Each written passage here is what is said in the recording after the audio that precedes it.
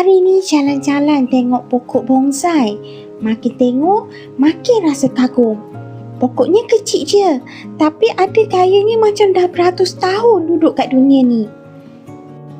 Nak hasilkan bonsai yang cantik ni memang bukan kerja sehari dua.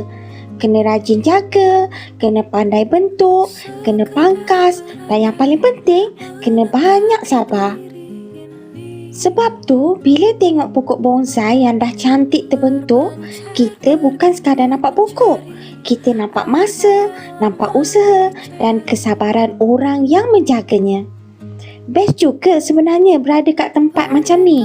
Tengok hijau-hijau, mata rasa segar, fikiran pun rasa lagi tenang. Dan bonsai ni macam bagi satu peringatan. Dalam hidup, tak semestinya kena cepat, tak semestinya kena besar untuk jadi bernilai.